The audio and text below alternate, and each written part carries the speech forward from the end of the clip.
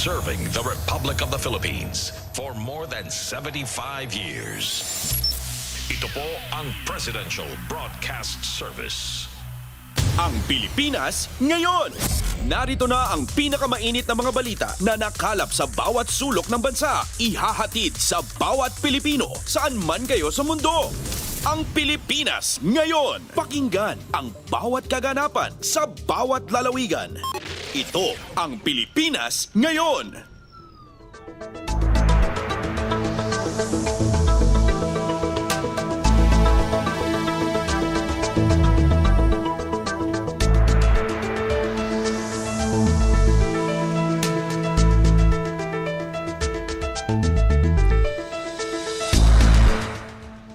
Magandang araw po sa ating mga tagapakinig. Welcome po muli sa ating programang Ang Pilipinas Ngayon. Napapakinggan po ninyo saan mang bahagi ng mundo sa pamamagitan ng ating himpilang Radio Pilipinas World Service ng Presidential Broadcast Service. Napapakinggan po tayo sa mga sumusunod na shortwave frequencies sa 9.925 MHz, 12.120 MHz at 15.190 MHz.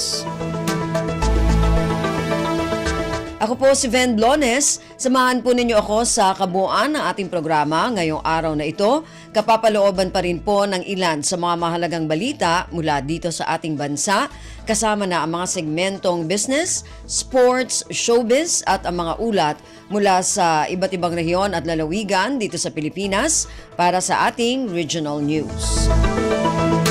Samantala, nais po namin kayong imbitahin na bisitahin ang ating Facebook page, ang Radio Pilipinas World Service. Paki-follow, like at share na rin po. Ang tabayanan, sa inyo na sa ilang sandali ang kabuuan ng ating programang Ang Pilipinas Ngayon.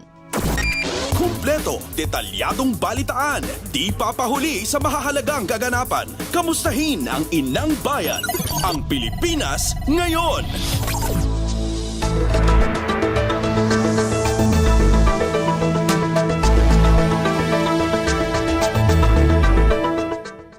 Sa ating mga balita, pinangunahan ni Pangulong Ferdinand Romualdez Marcos Jr. ang pagpapasinaya sa New Clark City Access Road o ANAR sa Sacobia Bridge nitong Miyerkules, Pebrero 21. Ang ANAR ay matatagpuan sa Clark Freeport and Special Economic Zone sa Pampanga. Ang 20 kilometrong proyekto ng ANAR na nagkakahalaga ng 8.42 bilyong piso ay nagsisilbing access road upang mapaganda ang connectivity sa Luzon. Kasama sa proyektong ito ang isang 900 na metrong tulay sa Sacobia River sa Bamban, Tarlac na nagtatampok ng engineering prowess at environmental sensitivity. Inaasahan na sa pamamagitan ng ANAR project, 20 minuto na lamang mula sa 1 oras na biyahe mula New Clark City patungong Clark. Narito ang mensahe ni Pangulong Ferdinand Romualdez Marcos Jr. para sa naturang kaganapan. This Clark International Airport to New Clark City Access Road, or ANAR, is a key component in boosting the Clark metropolis as an investment and tourism destination. It is a part of a larger package of Build Better More activities. It aims to enlarge Clark's profile in the global investment map. Projects such as this all convey one message to prospective investors. It conveys the message that we are committed to building world-class infrastructure that can host a business in a high-growth area. The government is ready to provide adequate infrastructure and facilities to ensure the growth of their future investments. For example, the modernization of the Clark International Airport has now taken off. The construction of a rail link to Metro Manila is proceeding at full speed. At alam nyo rin lahat na hindi lang pang negosyo, hindi lang pang turismo, pang sports pa ang Clark dahil we are also building a Clark's physical capital. We are upskilling the required human capital that will run businesses and will drive prosperity. Clark can now host a wide range of economic activities including innovation labs, creative workshops, manufacturing concerns, leisure complexes, and a cyber corridor. If food happens to be the concern, then Clark is in the heartland of an agricultural powerhouse, not to mention the powerful draw and the seductive aroma of Kapampangan cuisine. In short, the Clark metropolis has what it takes to be a mecca for tourists, a magnet of investments, and a market of goods and services. We must leverage these attributes into higher visitor traffic, attracting more investments that generate better jobs and spur economic activity. This road is much more than just an access road. It is part of our plan to propel Clark as an alternate growth area. It is a red carpet rolled out to those who will partake in all the best things that Clark can offer. It shows the path forward of building better more, so we will never lose our competitive advantage because unlocking the full potential of Clark is a continuing task. So I ask you and the BCDA to ensure the completion of the remaining works for this 20-kilometer highway. Once fully operational, I understand that you will open it tomorrow. Once operational, it will reduce travel time between the Clark International Airport and New Clark City from 1 hour to 20 minutes. It will also save commuters money as ANR is toll-free. Going by BCDA's track record, I trust in the quality of the workmanship of this road and in your commitment to observe the relevant procurement rules, laws, and regulations. I have also noticed that this bold vision radiates from the elegant architecture of the edifices that you have built here. For instance, Sacobia Bridge has been attracting its fair share of visitors as its own tourist destination. The world-class design of the new Clark International Airport Terminal has earned international recognition. It is hailed by the UNESCO Prix Versailles as one of the most beautiful airports in the world. So I thank the engineers, the architects, private partners, and the Basis Conversion and Development Authority led by Chairman Delfin Lorenzana and Engineer Joshua Bingkang, the BCDA President and Chief Executive Officer, for your hard work. BCDA's performance is not merely narrated on ink and paper and in reports long archived. Your triumphs have become part of the country's landscape, utilized and visited by millions of people daily. These booming, breathtaking sites from Bonifacio Global City to McKinley Hill to Newport City to New Clark City attest to the transformative power of repurposing state assets. Military lands converted into economic centers are the concrete proof of the prosperity BCDA has unleashed. There is no better proof of this than Clark. And this is why the BCDA has earned a reputation as a reliable, credible, professional partner in public-private ventures, setting the template for mutual cooperation that benefits the public. All of these, while faithfully complying with one of its major mandates of remitting its earnings to fund the modernization of the armed forces of the Philippines. The BCDA has contributed 59.71 billion pesos for the equipment, weaponry, vehicles, vessels, and structures used by our armed forces. So indeed, the BCDA has a major role to play in the Bagong Pilipinas vision that all Filipinos are working hard to achieve. Your contribution to Bagong Pilipinas goes beyond your physical inventory of projects delivered, planned, and being built.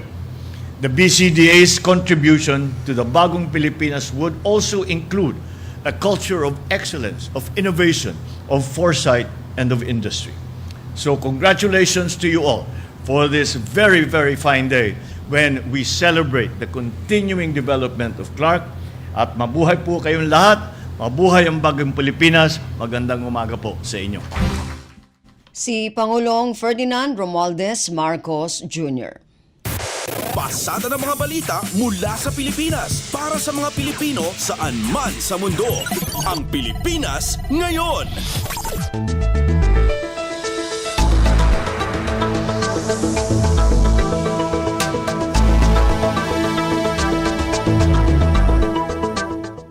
Samantala, tiniyak ni Pangulong Ferdinand Romualdez Marcos Jr. sa mga Pilipino ang mas pinaigting na intelligence services ng gobyerno laban sa mga banta sa bansa. Ayon sa Pangulo, maganda ang takbo ng Intel Service ng bansa. Binigyang diin ng Pangulo na hindi dapat makompromiso ang intelligence services ng bansa. Ibay talaga natin ang ating intelligence services. It's much better than it was before. So, because marami ng ibang bagong kailangan na bantayan. Si Pangulong Ferdinand Romualdez Marcos Jr.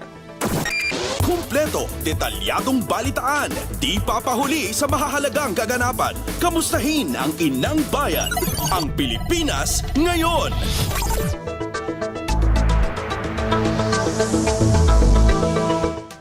Magsasampa ng kaso si Pangulong Ferdinand Romualdez Marcos Jr. laban sa mga Chinese fishermen sakaling makakuha ang gobyerno ng sapat na ebidensya sa paggamit umano nito ng cyanide sa pangingisda sa Bajo de Masinloc o Scarborough Shoal.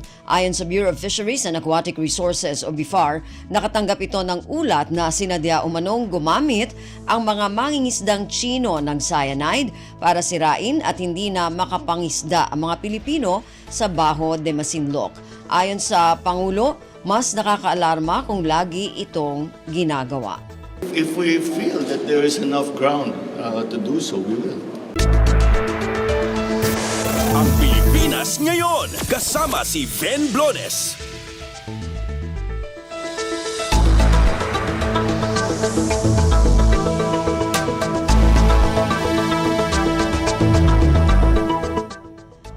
Nagpahayag si Pangulong Ferdinand Romualdez Marcos Jr. ng pagbati kay Indonesian Defense Minister Prabowo Subianto sa pagkakapanalo nito sa presidential elections sa Indonesia.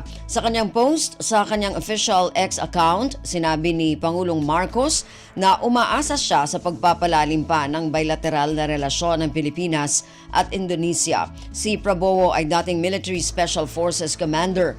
Nanguna siya sa kanyang mga katunggali na si Anies Baswedan at Ganjar Pranowo. Bukod kay Pangulong Marcos, binati rin siya ng iba pang world leaders sa pagkakapanalo ni Prabowo sa presidential polls sa Indonesia.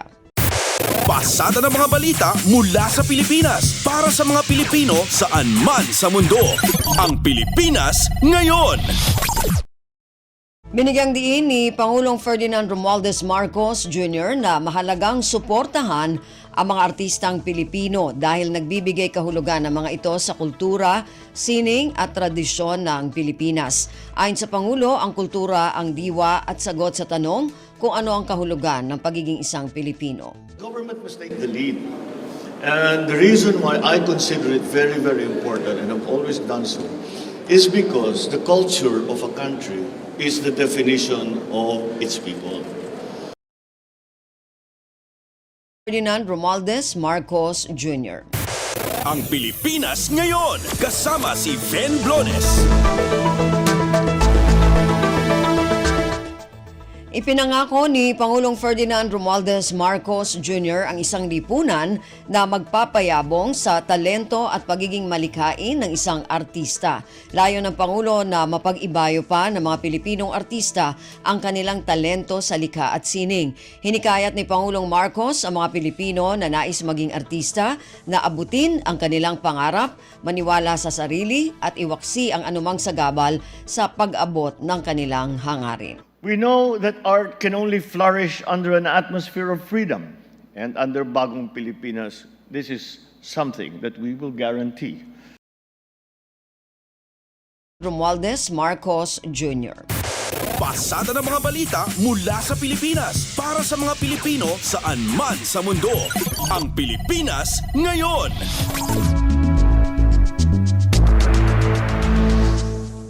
Naglabas ng kautusan ang lahat ng Regional Wages and Productivity Board o RWPB sa 16 na rehiyon sa bansa.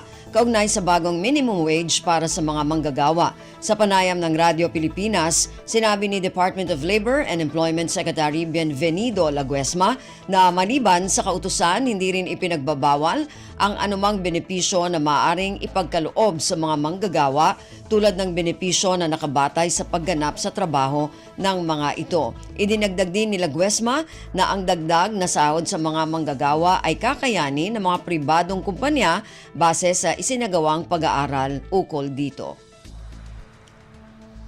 Lahat po ng ating regional wages and productivity boards in the 16 regions ay nagpalabas na po ng kanilang mga wage orders adjusting the existing minimum wage. Ito po minimum lamang at hindi naman po ito sumasaklaw o ikangay nagbabawal kung meron pong mga karagdagan na dapat ay may pagkaloob sa mga manggagawa, lalo na po may kinalaman na nakabatay ito sa kanilang kasanayan, sa performance, no? Kasi entry level lang po ito. Huwag tayong masamain kung tayo po nagbibigay ng atin pong mga ikangay pananaw o kuro-kuro kasi lagi po tayong nagkakaroon ng ikangay misunderstanding na parang hinaharang natin.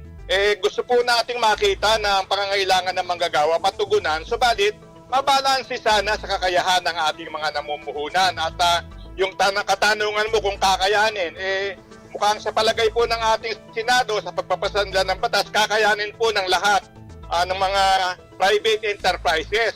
Subalit alam po naman natin na kung mayroon pong unprogram or unplanned na mga karagdagan, medyo nagkakaroon po ng problema ang ating mga negosyante, lalo na po kung itatanawin natin yung pong statistika na malaking bahagi po ang mga maliliit na kumpanya sa atin pong mga existing establishments. Kaya yung pong kakayanin, siguro po, makikita lamang natin yan kung talagang maisabatas na itong panukalang karagdagan at magkaroon po yan ng counterpart bill sa atin pong House of Representatives. Si Labor Secretary Bienvenido Laguesma. Kumpleto, detalyadong balitaan, di papahuli sa mahahalagang kaganapan. Kamustahin ang inang bayan, ang Pilipinas ngayon.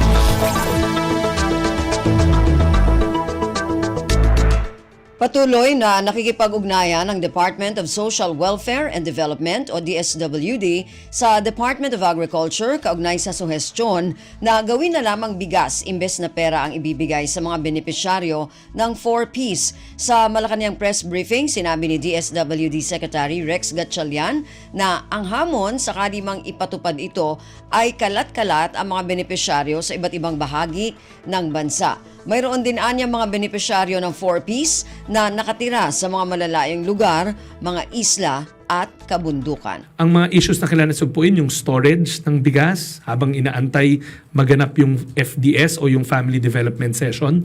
2, kasi yung binibigay natin na payouts is 2 months at any given time. So paano nila bibit-bitin yung 1,200 pesos worth na bigas? Mga kababaihan to kadalasan na nakatira sa malalayong mga nayon.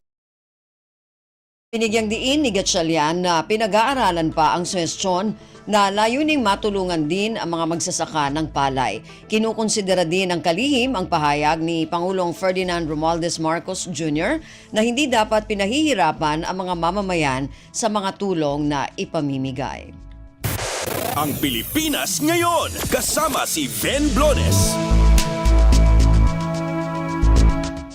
Kailangan ng isagawa ang Community-Based Monitoring System o CBMS na magagamit para sa panibagong listahan ng mga benepisyaryo ng 4Ps. Sinabi ni Department of Social Welfare and Development o DSWD Secretary Rex Gatchalian na ang ginagamit na listahan sa kasalukuyan ay noon pang 2019 bago pa magkaroon ng pandemya ng COVID, 5 taon na ang nakakalipas. Dahil dito maaarian niyang naging maayos na ang kalagayan sa buhay ng mga dating mahirap. Linis kami ng linis ng listahanan, pero matatandaan nyo kung luma nililinis mo, maaring may porsyento ng populasyon na wala talaga doon sa listahan. So kahit anong linis mo, wala siya doon. Kasi it's an old list. It's due for creating of a new list, and that's CBMS. Si DSWD Secretary Rex Gatchalian. Pasada ng mga balita mula sa Pilipinas para sa mga Pilipino saan man sa mundo. Ang Pilipinas ngayon.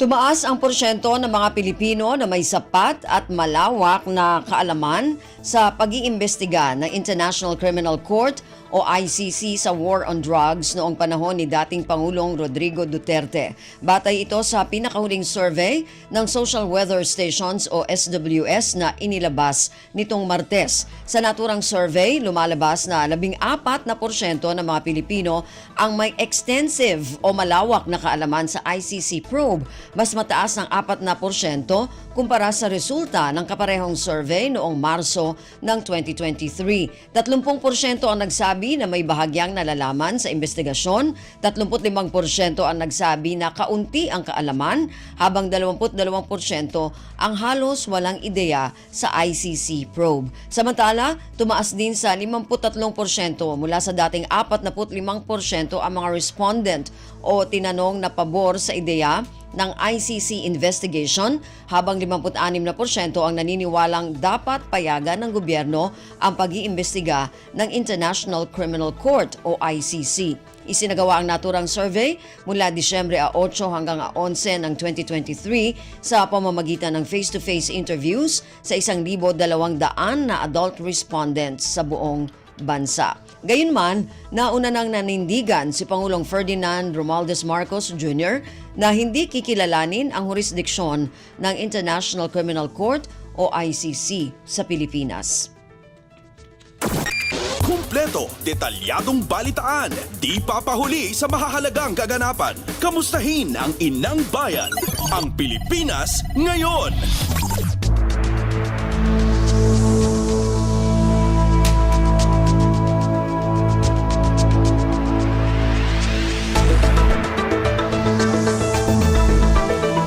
Narinig po ninyo ang ilan sa mga mahalagang balita mula dito sa ating bansa. Samantala, antabayan na naman po ang mga balita mula sa iba't ibang reyon at lalawigan dito sa Pilipinas para sa ating regional news. Balita mula sa lalawigan sa bawat rehiyon ng ating bayan.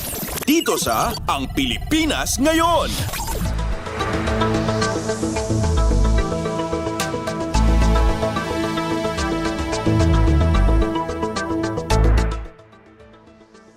Dumako na tayo sa ating regional news. Unahin natin ang mga balita mula sa rehiyon ng Luzon. Mula sa Dagupan, mga barangay secretaries at treasurers sa Alaminos City, Pangasinan sumailalim sa oryentasyon kaugnay sa maayos na paggawa ng SALN. Ang detalye ng balitang ito mula kay Ricky Kasipit. Matalunggaring yasumpal susaki agaw ya panangipasal ulungad panggaway Statement of Assets, Liabilities and Network o SALN Judge Ciudad de Alaminos, Pangasinan nen ikadumplo ya Pebrero 2024. Akibiyang edsayan panangipasal iray barangay treasurers tan secretaries yan ang lapudum maruman barangay ya Alaminos City ni Yarumni in padaulo ya local government unit ya Ciudad de Alaminos Judge Panuaglay ya City Human Resources and Management Office at pitatao ng Dr. Emilio Geliardo. Saya kanipagan tuyan panangipasal at ni bangat iray sekretarya ya barangay jadugan panggaway SALN tansay ni pasabi sa importansya ya accountability dari empleyado'y gobyerno sa SALN at sa kaya dokumenton listaan ya karyan utang tansaya pangipaamtaya sari pinansyal ya relasyon ya sa kaya empleyado'y gobyerno ya kaukulan ya ipapasa ya sari balon empleyado o nalisjad trabahon empleyado tan tinaon niya ipapasay empleyado ya gobyerno. Manlalapod jud RP Dagupan City, Pangasinan aya si Ricky Kasipit para sa Radyo Pilipinas World Service. Balita mula sa lalawigan sa bawat rehiyon ng ating bayan. Dito sa Ang Pilipinas Ngayon. Maraming salamat, Ricky. Yan ang ulat mula sa Dagupan. Samantala, dumako naman tayo sa Bontoc, bagong tulay sa Betwagan sa Danga Mountain Province. Malaking tulong sa pag-unlad ng komunidad at mga residente sa liblib na barangay. Ang detalye ng balitang ito mula kay Donna Kawis Balio. Dakal atulong ti kalkalpas arangtay iti panagduras ti komunidad ken dagiti residente iti Betwagan sa Danga Mountain Province. Babaan iti proyekto a sustainable infrastructure projects alleviating gaps, access bridges from National Road leading to major strategic public facilities, construction of Betwagan Bridge. Agbalor daytoy iti 80 milyon piso ang naponduan iti 2022 national budget. Iti mensahe ni Office of the Presidential Advisor on Peace, Reconciliation and Unity wenno OPAPRO, Assistant Secretary Andres Aguinaldo nga nangrepresentar ken ni OPAPRO Secretary Carlito Galvez Jr. in paganetget nati kinapateg tirangtay iti panagduras ti Betwagan ken panaka mintinar ti agnaynay akapya ken Ornos. Uray dagiti dumapay nga opisyal anang ited mensahe ket inbin sa binsada ti socio-economic development para kadagiti umili iti Betwagan babaan ti panakailepas ti proyekto. Dumapay ang nag-atendar iti blessing ken inaugurasyon ti Betwagan Bridge ket ti office ni Senator Bongo nga inrepresentar ni Media Relations Officer Leo Palo III, House Representative Maximo Dalog Jr., opisyal ti Office of Civil Defense, DPWH, Mountain Province LGU, ken dagiti umili iti Sadanga. Narpos na bontok, Donna Cawisbalyo para sa Radyo Pilipinas World Service. Balita mula sa lalawigan sa bawat rehiyon ng ating bayan. Dito sa Ang Pilipinas Ngayon.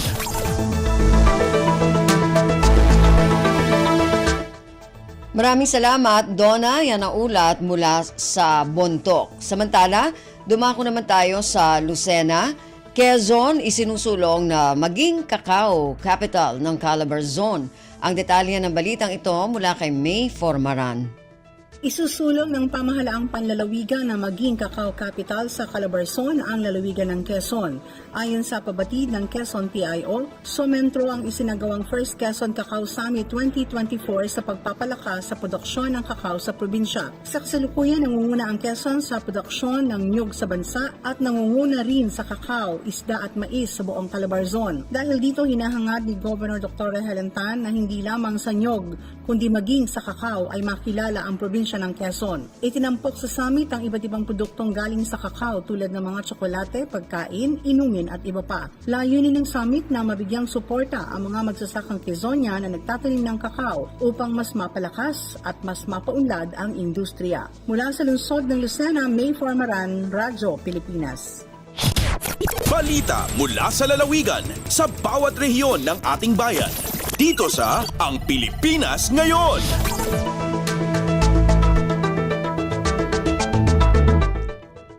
Maraming salamat, May. Yan ang ulat mula sa Lucena. Samantala, dumako naman tayo sa rehiyon ng Kabisayaan mula sa Calbayog. Mahigit 27 milyong piso na halaga ng mga proyekto sa bayan ng Katarman, Northern Samar, pinondohan ng Department of the Interior and Local Government o DILG. Ang detalye ng balitang ito mula kay Suzette Pretencio. Sobra 27 milyones ka pesos ang ginpondo sa Department of the Interior and Local Government o DILG para sa 11 nga mga barangay sa munisipyo sa Katarman nga naserbisyohan sa Retooled Community Support Program o RCSP. Maabot sa 2.5 million pesos o matotal sa 27.5 million pesos ang balor sa mga proyekto nga ginlaan sa mga barangay sa Aguinaldo, Bugsul, Kabayhan, Cagabaka, Kularima, Gibulwangan, Guba, Imelda, Liberty, Patikwa, ngan Salvacion. Ginkuha ang pondo sa ilarom sa 2024 Local Government Support Fund, Support to Barangay Development Program o LGSF-SBDP sa DILG. Personal naman nga nagpasalamat si Katarman Municipal Mayor Antet Rosales sa DILG durante sa Peace and Development Summit com LGSF-SBDP Regional Dialogue nga gindumara sa siyudad Santa Cloban. Ikang dide sa Radyo Pilipinas Calbayog, ini si Suzette Pretencio para sa Radyo Pilipinas World Service. Balita mula sa lalawigan sa bawat rehiyon ng ating bayan. Dito sa Ang Pilipinas Ngayon. Maraming salamat, Suzette. Yan ang ulat mula Calbayog.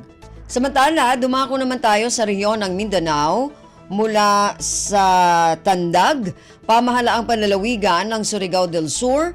Malaki ang pasasalamat kay Pangulong Ferdinand Romualdez Marcos Jr. dahil sa ibinigay na tulong pinansyal para sa mga biktima ng kalamidad. Ang detalye ng balitang ito mula kay Raymond Aplaya. Dako ang pagpasalamat ni Surigao del Sur Provincial Governor Alexander Pimentel ngadto kang Pangulong Ferdinand R. Marcos Jr. tungod sa gihatag nini nga tabang pinansyal alang sa subling pagbangon ni ato mga naapektuhan sa kalamidad dinhi sa probinsya. Gibutyag ni Governor Pimentel ngatol sa pagbisita sa presidente ni atong adlang Biyernes, Pebrero 16 dito sa lungsod sa Prosperidad, Agusan del Sur o sa probinsya sa Surigao del Sur nga nakadawat og financial assistance gikan sa nasyonal nga panggamhanan. Sumala pa nga mo kantidad sa 25 milyones pesos ang nadawat ning probinsya aron nga itabang ngadto sa mga biktima sa baha nga epekto sa Trough of the Low Pressure Area o LPA. Gawas nini nakadawat usab kini og dugang 10 milyones pesos alang usab sa rehabilitation efforts ngadto sa mga biktima sa kusog nga linog nga mitay-og dinhi sa probinsya ni adtong Disyembre 2 sa nakalabayng tuig.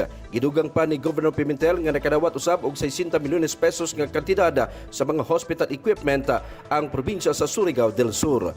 Gikan sa Radyo Pilipinas Tandag, kini si Raymond Aplaya alang sa Radyo Pilipinas World Service.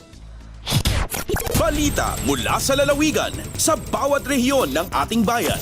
Dito sa Ang Pilipinas Ngayon. Maraming salamat, Raymond, na naulat mula sa Tandag. Samantala, dumako naman tayo sa Hulo. Ministry of Basic, Higher and Technical Education, Sulu, Madaris Division Office, nagsimula ng tumanggap ng mga aplikasyon para sa ISAL teacher. Ang detalye ng balitang ito mula kay Fatma Gino. So kung tunggatos application inatayma sin Madaris Division Office in Ministry of Basic, Higher and Technical Education atau MDO, MBHT Sulu para Islamic Studies and Arabic Language Teacher sa Satis atau ISAL, halom sina duadlaw deng sin isnin sampay pakahapon sila sa amin hibutang ini, hadukaing Public Elementary School diha binaybayan si Lupa Sug. Ininibang doon na update na kawasin DXSM, Radyo Pilipinas Sulu kan Madaris Division Head, Tuan Yahya Titong sin MBHT Sulu. Ininimapuas iukam sina Ministry of Basic, Higher and Technical Education, hagagi sina Directorate General for Madaris Education atau MBHTE, DGME, habang sa Moro Autonomous Region in Muslim Mindanao atau BARM, hagagi sin Regional Memorandum Number 093, sin Bitsang Putagto, simbulan yan February taon yan.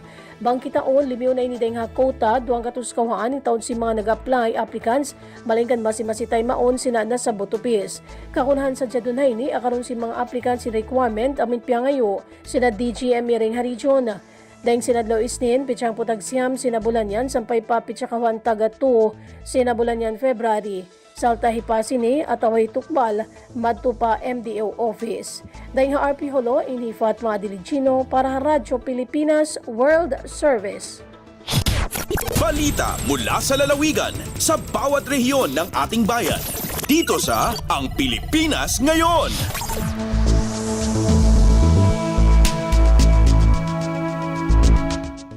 Maraming salamat, Fatma. Yan ang ulat mula Holo. Samantala, dumako naman tayo sa Iligan. TESDA mayroong free scholarship para sa mga residente ng Iligan City. Ang detalye ng balitang ito mula kay Alwidad Bashir. Gipahibalo sa lokal nga kagamhanan sa Iligan ang libreng scholarship o libreng training nga gihatag sa Technical Education and Skills Development Authority o TESDA. Kini mao'y gipaambit mismo sa ilang maayong mayor nga si Mayor Frederick W. Siao sa iyang opisyal nga Facebook page nga Freddy Siao. Matud niya, ayaw palabya kining mga kahigayunan nga gihatag sa TESDA tabang og suporta sa panginabuhi sa matag Pilipino, ilabi na dinhi sa dakbayan sa Iligan. Laing-laing matang sa pagbansay mahimong mapili para sa mga gustong makat-on sa pagmaneho, mekaniko, pagpanahi ug uban pa. Mahimong musumiter sa inyong aplikasyon karong umabot na Biyernes, Pebrero 23, 2024. Siguraduha nga magdala og valid ID nga nagpakita sa imong address sa Iligan City, nagpakita kini na usa ka sa lehitimong residente sa adlaw sa aplikasyon. Mula sa RP Iligan, Alwidad Bashir para sa Radyo Pilipinas World Service. Balita mula sa lalawigan sa bawat rehiyon ng ating bayan. Dito sa Ang Pilipinas Ngayon. Maraming salamat kay Alwidad mula sa Iligan at yan po ang kabuuan na ulat mula sa rehiyon ng Mindanao.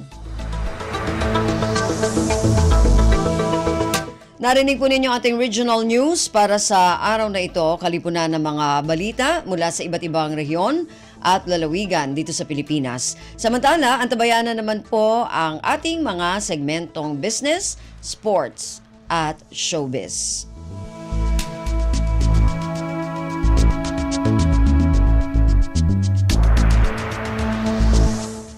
Dumako na tayo sa ating mga segmento. Unahin natin ang ating business news. Narito si Erwin Peñano. Lagay ng ekonomiya, kalakalan, negosyo at iba pa. Atin ang alamin dito sa Ang Pilipinas Ngayon.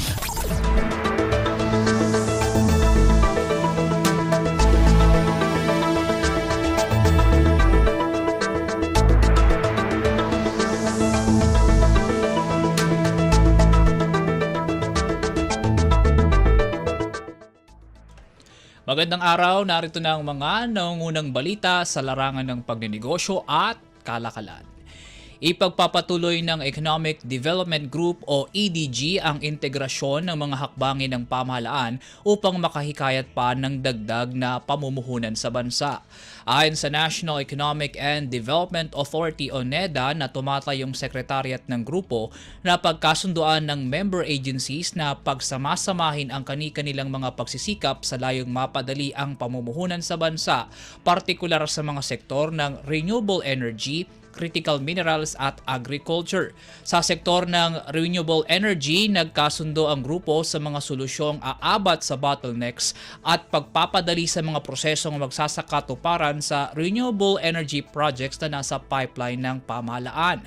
Napagkasundoan din ng grupo ang mga hakbang para gawing tangible o konkreto ang pamumuhunan sa mineral processing, lalo na sa green technologies na nasa estratehikong value chains, habang patuloy naman ang pagsisikap sa paghikayat sa clustering at konsolidasyon para masuportahan ng mas mataas na agricultural productivity at mapahusay ang kapakanan ng mga magsasaka.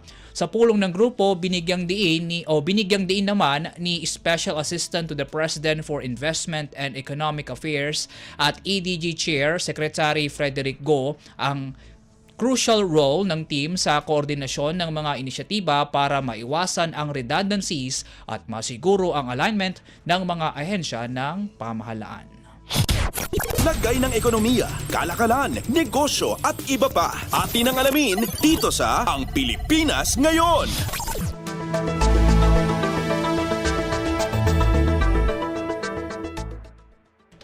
Usapang pamumuhunan pa rin, naabot sa 117 mga proyekto na may halagang 2.5 trilyong piso ang kasalukuyan ng nasa pipeline ng Public-Private Partnership o PPP projects ng bansa. Ayon kay PPP Center Executive Director Cynthia Hernandez, bulto ng mga proyekto ay nasa sektor ng transportasyon, gayon na rin sa solid waste management, health at water. Sa nasabing bilang, 15 anya rito ang inaasahang maaprubahan ngayong taon, kabilang ang ilang proyekto para sa mga linya ng tren, pantalan, paliparan at hospital, gayon din sa ilang kalsada, busway at rapid transit projects. Inaasahan ding maaprubahan ngayong taon ang proyekto para sa maintenance at operation ng Philippine Identification System at ng long-term water resource development para sa Kamaynilaan. Para naman sa 2025, ilan sa mga proyekto gaya ng Road Network Project, Expressway, Air Navigation Services, Air Traffic Services Project, Fare Collection System, Ferry Project, Integrated Transport System, Solid Waste to Energy Project at iba pa ang nasa early stages na ng development. Sakali anyang makompleto ang preliminary study sa mga ito, maaari nang maisumite ang mga ito sa implementing agencies nang sa gayon ay tuluyan nang maaprubahan. Lagay ng ekonomiya, kalakalan, negosyo at iba pa. Atin ang alamin dito sa Ang Pilipinas Ngayon.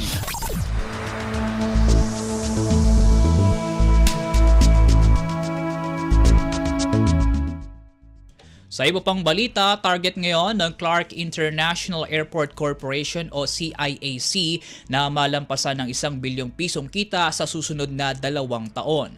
Ayon kay CIAC President at Chief Executive Officer Aray Perez, target nilang maabot ang 750 milyong pisong revenue mula sa existing projects ngayong taon at tuluyang malampasan ang 1 billion peso mark pagsapit ng 2025 o 2026. Sa kasalukuyan anya, mayroon silang 7 flagship projects na o sa humigit 1,000 at 400 ektaryang property sa Pampanga na inaasahang magpapalakas sa kita ng CIAC sa pagtatapos ng Administrasyong Marcos. Nakita naman niyang magiging hamon ang incubation period o panahong hihintayin bago mabawi ang kita sa mga nasabing investment. Kasalukuyang nasa Singapore ang pinuno ng CIAC para sa 2024 Singapore Air Show at para ibida ang kanilang flagship project sa mga potensyal na foreign investor.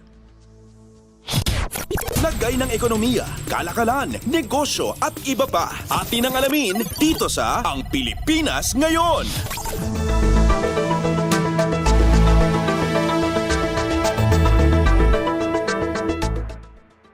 Iniurong ng Citicorp Renewable Energy Corporation o CREC ang nakatakda sana nitong initial public offering o IPO ngayong Marso.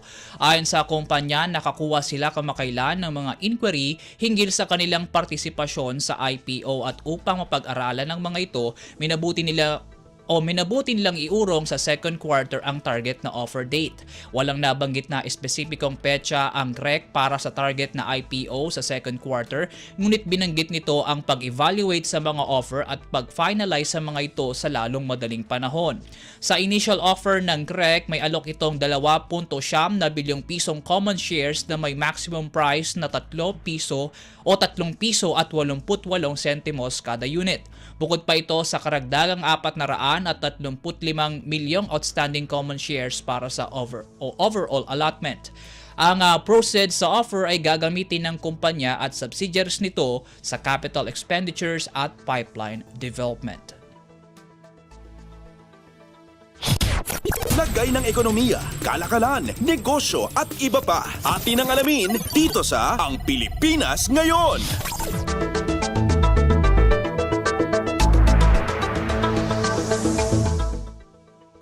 At yan po mga balitang aming nakalap sa larangan ng pagninegosyo at kalakalan. Para sa Radyo Pilipinas World Service, ako po si Win Peñano, maasensong araw sa ating lahat. Lagay ng ekonomiya, kalakalan, negosyo at iba pa. Atin ang alamin dito sa Ang Pilipinas Ngayon.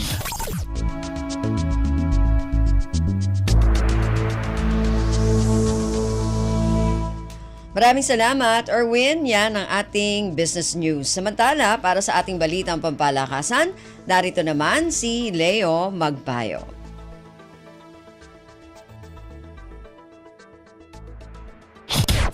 Updates at pinakahuling mga usapin sa mundo ng palakasan. Atin ang pakinggan dito sa Ang Pilipinas Ngayon. Magandang araw. Narito na po ang sports balita. Nahinto ng Meralco Bulls ang ikapitong sunod-sunod na kampyonato ng TNT Triple Giga at lumabas bilang Grand Champions sa PBA 3-on-3.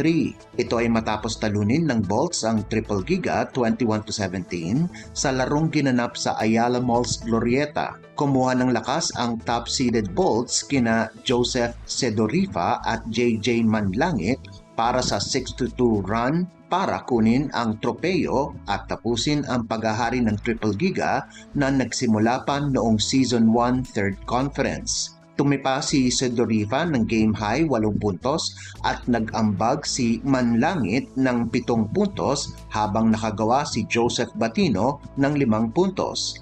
Nakascore din ng 1 puntos si Jeff Manday para sa koponan ni Patrick Fran na naiuwi ang grand prize na 750,000 piso. Sa panig naman ng TNT, nagtapos si Almon Vosotros ng may 5 puntos habang sina Ping Eximiniano, Brian Mendoza at Chester Saldua ay nakagawa ng tig-4 na puntos bawat isa. Nakuha naman ng TNT ang 250,000 pisong premyo para sa ikalawang pwesto sa unang pagkakataon sa loob ng 7 conference finals.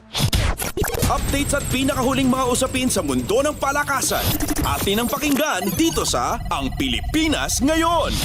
Pagkatapos gabayan ang Gilas Pilipinas sa makasaysayang gintong medalya sa 19th Asian Games nitong nakalipas na taon, handa ng manduhan ni Head Coach Tim Cone ang national team sa hinaharap nito sa mga susunod na international competitions. Kinuha ni Cone ang serbisyo ng 12 manlalaro na binubuo ng balansing grupo ng mga veterano kamukha ni na PBA Most Valuable Players, Julmar Fajardo at Scottie Thompson, pati na rin ang mga promising players katulad ni UAAP MVP Kevin Kembao. Binigyan din ni Cone ang kahalagahan ng 4-year program para mapaganda ang chemistry ng mga players kung saan inspirasyon nito ay nakuha ni Cone sa basketball program ng Iran na mayroong 12 players na dedicated para kumatawan sa bansa sa mga international competitions. Sinabi ni Cone na ang pakay nila ay makatungtong sa Olympics at mangyayari lamang ito kapag nakapagkwalipika sila sa qualifiers sa Latvia o kaya'y maging pinakamagaling na koponan sa World Cup. Nagpahayag naman ng suporta si AJ Edu, miyembro ng Gilas, subalit hindi ito makapaglalaro dahil sa iniindang injury. Sinabi ni Edu na excited siya sa plano ni Coach Cone at nakikita niya na may magandang hinaharap ang kasalukuyang mga miyembro ng Gilas squad.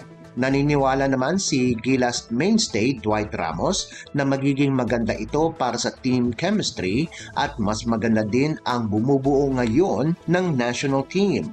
Samantala, committed naman si Kembao sa 4-year program ni Cone at sa katunayan ay handang-handa siya sa kahit anumang oras. Si Cone ang may pinakamaraming kampyonato sa kasaysayan ng PBA na may 25 titulo. Masusubukan ang kanyang kakayahan para maging permanenteng coach ng Gilas sa first window ng 2025 FIBA Asia Cup qualifiers ngayong Huwebes kung saan makaharap nila ang Hong Kong.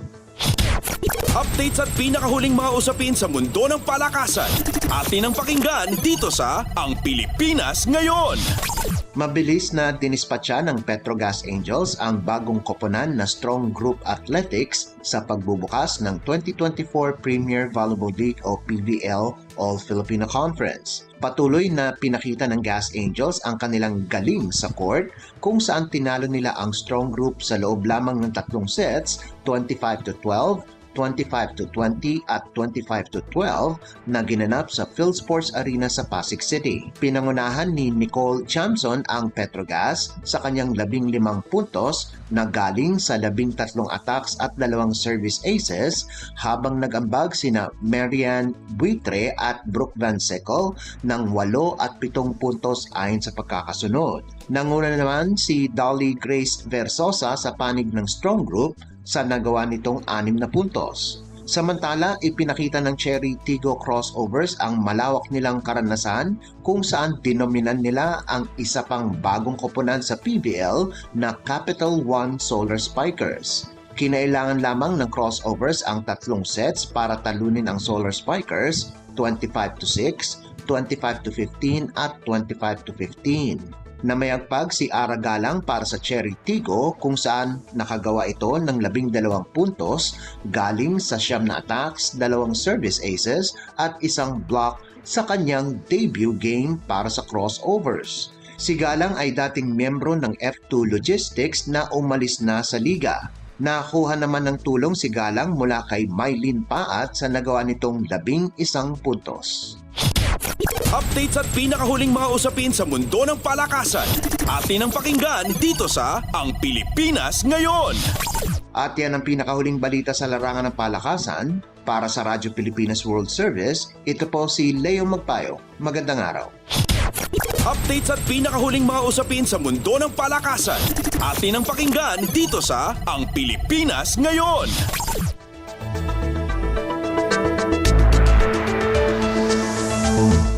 Maraming salamat, Leo. Yan ang ating balitang pampalakasan. Samantala, para sa mga nag-aabang ng mga chismis mula sa mundo ng showbiz, para sa ating showbiz balita, narito si Stephanie Vicente. Ang latest, ang hottest sa showbiz and entertainment. Heto na sa Ang Pilipinas Ngayon.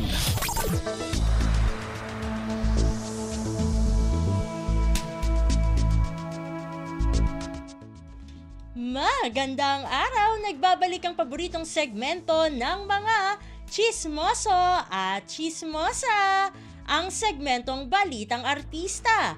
Narito muli ang inyong chika Dora Steph Vicente upang ihatid ang mga pinakamainit na showbiz balita para sa araw na ito. Hindi ko na patatagalin pa ang ating introduction at simulan na natin ang ratsyada ng mga chika.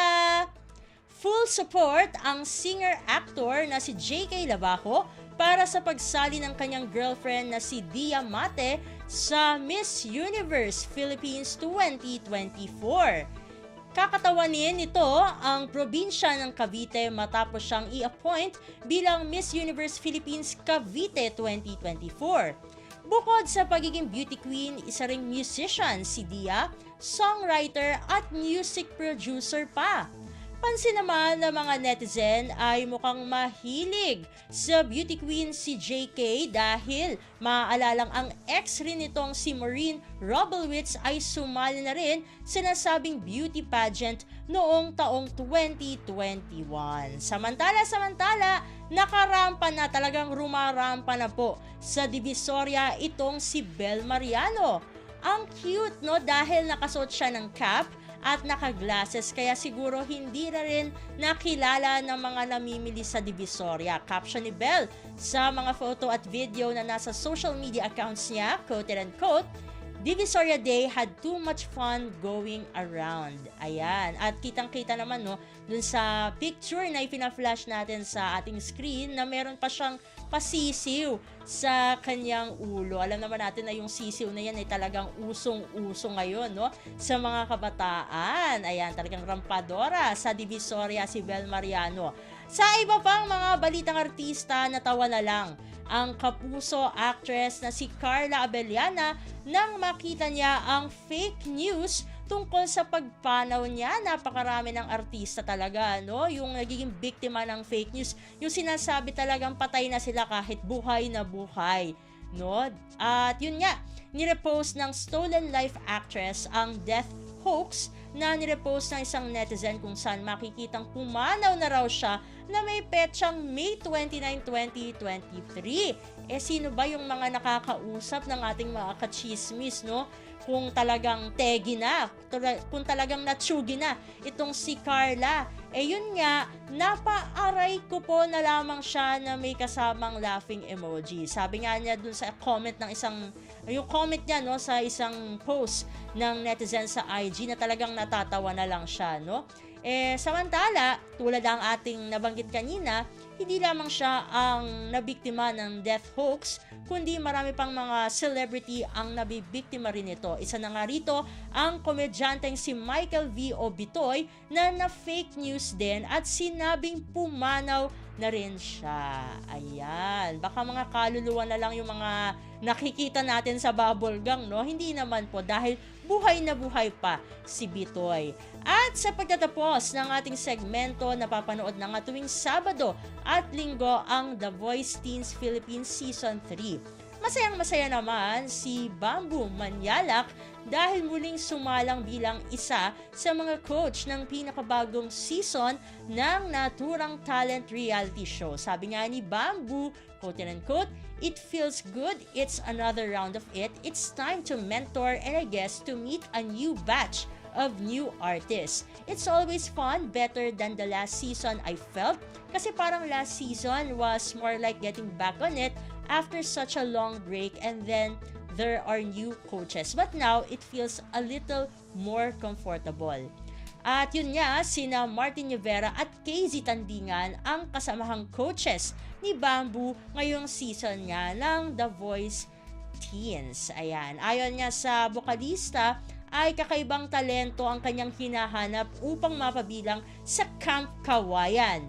Umaasa si Bamboo na muling makakadiskubre ng aspiring artist mula sa The Voice ngayong taon. Sabi nga ni Coach Bamboo, quote-unquote, "I was very specific. I was looking especially for parang from my best I'm trying to get na parang pulse na, okay, this could be an artist. Parang ang vision ko is like kids just playing piano during the battles, playing guitars, multi-instruments. I'm looking for that energy. That's always been sort of what I've wanted for Team Kawayan. Nako, talagang napakataas naman po ng expectations, no, ni Bamboo. Talaga naman, no, syempre isa siya sa mga best musical artist dito sa Pilipinas, kaya talagang normal na mag-expect din siya ng best sa kanyang Camp Kawayan. Naku, konti lang ang oras natin para sa ating segmentong Balitang Artista. Maraming salamat mga ka-chismis para sa inyong pakikinig sa ating segmento. Ako muli, ang inyong Chika Dora, Steph Vicente para sa Radyo Pilipinas World Service. Ang latest, ang hottest sa showbiz and entertainment. Heto na sa Ang Pilipinas Ngayon.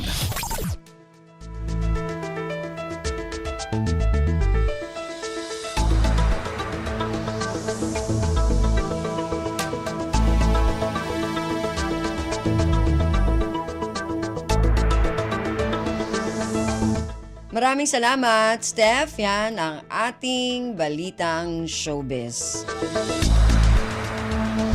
Bago tayo magpaalam sa ating programa ngayong araw na ito, muli nais namin kayong imbitahin na bisitahin ang ating Facebook page, ang Radyo Pilipinas World Service. Paki-follow, like at share na rin po.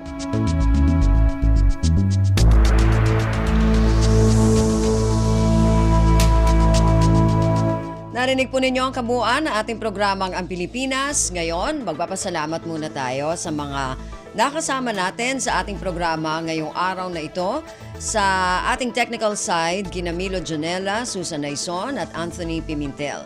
Maraming salamat sa ating mga naging executive producer ngayong araw na ito, kina Jerome Toledo at Stephanie Vicente. Maraming salamat din sa mga nakasama natin sa ating mga segmento. Para sa ating business news, kay Erwin Peñano. Para sa ating sports news, kay Leo Magpayo. Sa mga kasama natin na nag-ulat mula sa iba't ibang rehiyon at lalawigan dito sa Pilipinas. Para sa ating regional news at sa ating station manager na si Mr. Ray Sampang. Hanggang sa susunod na edisyon na ating programang Ang Pilipinas Ngayon, ako pong muli si Ven Blones. Maraming salamat po at mabuhay po tayo mga Pilipino. At yan ang Pilipinas Ngayon. Muling samahan si Ven Blones sa parehong oras at alamin ang pinakahuling mga kaganapan at balita saan man kayo naroon. Ang Pilipinas Ngayon.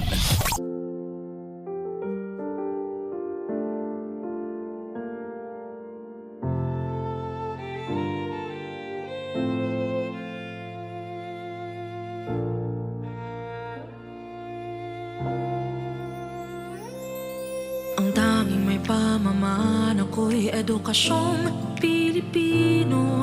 Tinuturong galing at talino para maabot ang pangarap mo. Ang tanging handog ko sa'yo'y edukasyong Pilipino. Diskarteng mula sa puso, mamamangha ang mundo.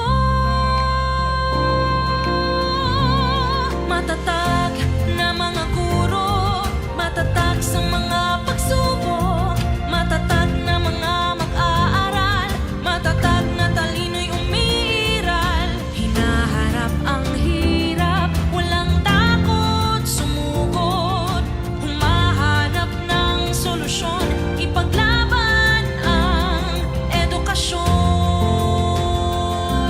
Kabataang Pilipino, Muslim o Kristiyano, lahat ng paniniwala